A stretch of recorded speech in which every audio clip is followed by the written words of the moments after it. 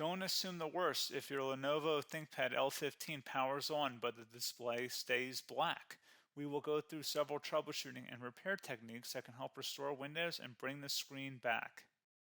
A lot of errors pertain to this problem, and we're going to go ahead and jump into what should hopefully be a pretty straightforward process, guys.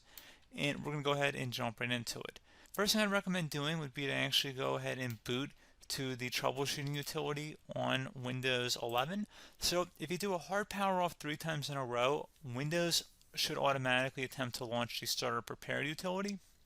And if it doesn't find anything, it will give you the option to select advanced settings, in which case it will take you to a screen that looks like this. Now, if it does not take you to a screen that looks like this, or you're unable to get to that, you can also download the Windows 10 Media Creation Utility, or Windows 11. They probably will make a creation utility for Windows 11 at some point. And it doesn't really matter, you can actually run the Windows 10 utility on Windows 11 as far as I'm aware. And you should be able to run the troubleshooting utilities built in within it. So you just would go ahead and download it to an ISO file and then burn it to a DVD or USB. It'd have to be about 4 gigabytes or more. It couldn't be a small USB flash drive, and it couldn't be a CD. It'd have to be a DVD. And then you'd boot your computer from it. So depending on the computer manufacturer, you'd have to tap a different key on your keyboard in order to launch that menu, in order to select what boot drive you want to go off of. So it could be anything between the escape key, F2, F8, F12, for example. And those are the function keys on the top of your keyboard.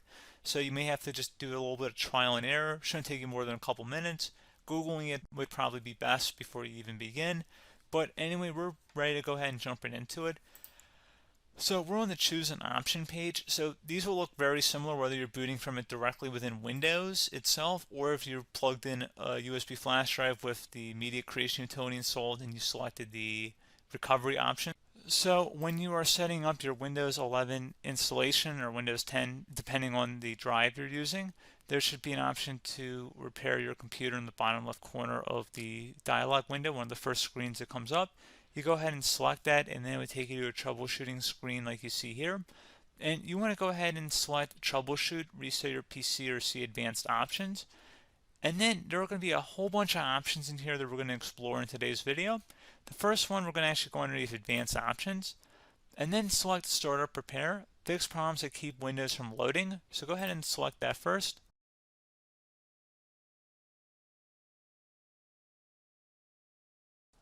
Okay, so you can see it could not repair our PC. That was our first option we could try. Something else, if we go back into advanced options here, and then select troubleshoot, we're going to go underneath advanced options again. You can go ahead and actually access safe mode by selecting startup settings. And then if you select the restart button, you have the option on the screen select safe mode with networking, which will give you a key on the screen. It'll tell you which key to press to enter that. I believe it's the F7 key. It'll do that for you. I'm not going to go over that in today's tutorial because I don't really want to go into safe mode, but you're more than welcome to attempt that by going into here and then selecting restart. Again, it'll launch another screen. It'll say what key do you want to press, and it'll give you like 7 or 8 different options, and you want to select safe mode with networking.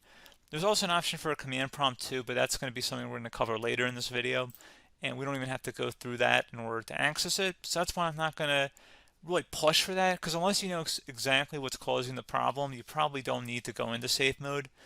Unless you're trying to recover files, in which case then you definitely can go into safe mode, but we're trying to actually recover our computer here. So I hope that makes sense. Something else we can also try here as well would be to uninstall updates, remove recently installed quality or feature updates from Windows. So if you go ahead and select that, you can uninstall the latest quality updates, which generally is the more day-to-day updates. Feature updates are the less regularly released ones, like the big ones.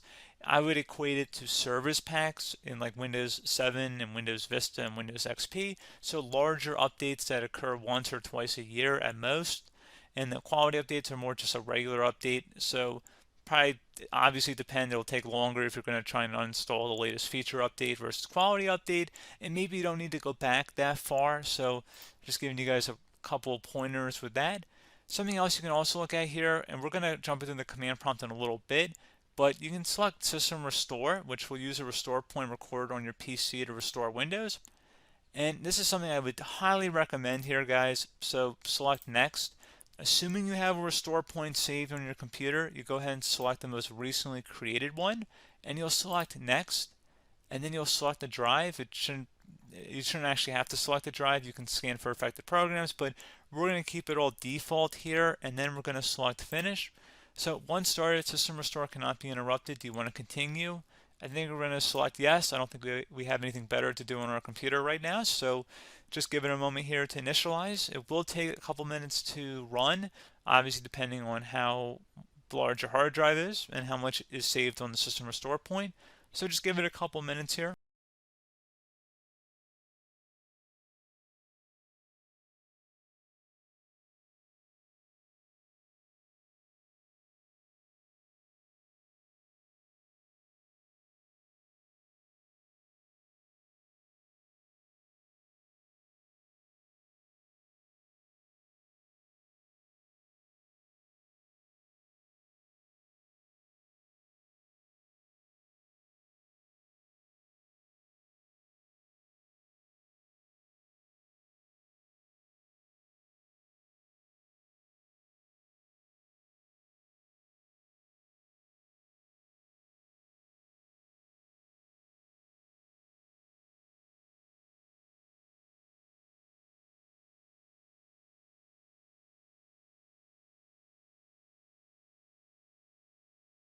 Okay, so you can see the system has been restored successfully.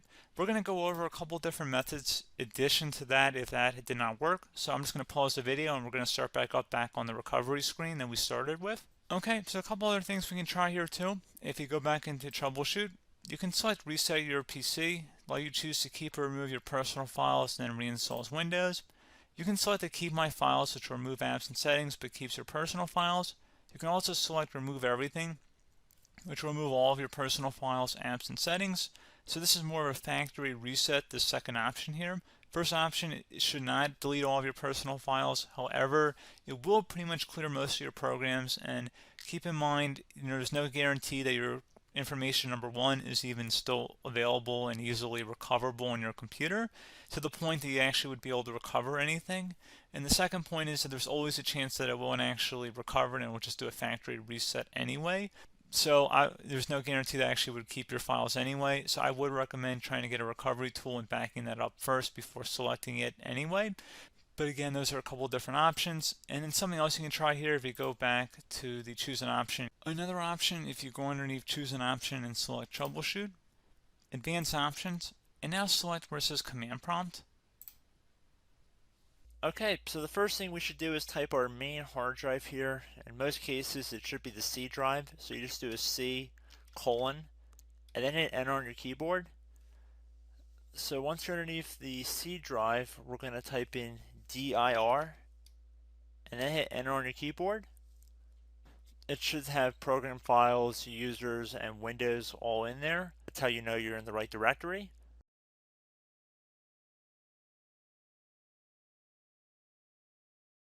In some cases, it might be the D drive as well, so just keep that in mind.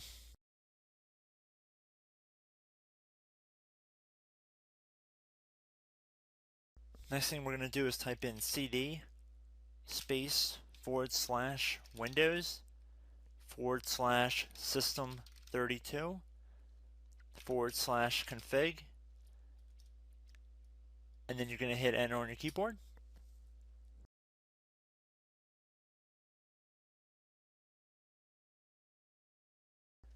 So now you're going to type md space backup. If you've seen other tutorials, it might also say to put down md backup. That's because the backup name is pretty common when you want to back something up.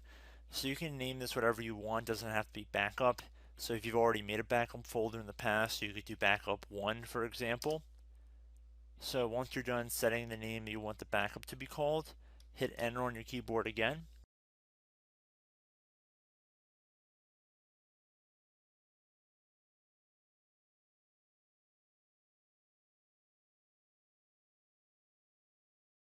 At this point, you want to type copy, C-O-P-Y, space. Then you want to do the star symbol above the 8 key. Then do a period or a dot, whatever you want to call it. Then another star sign, and then another space, and then type backup, and then hit enter on your keyboard.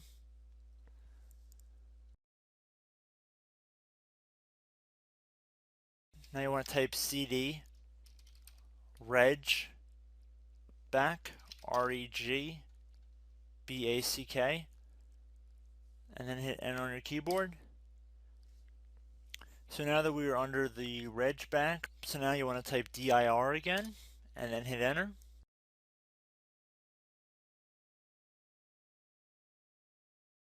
So now at this point we're going to type copy again. So copy, space, $, dot, another $, space, and then 2 dots. So we're going to type copy, space, $, dot, sign, $, dot, dot, and then hit enter on your keyboard again. So for overwrite, you want to overwrite all. So type A on your keyboard, so capital A, and then hit enter on your keyboard.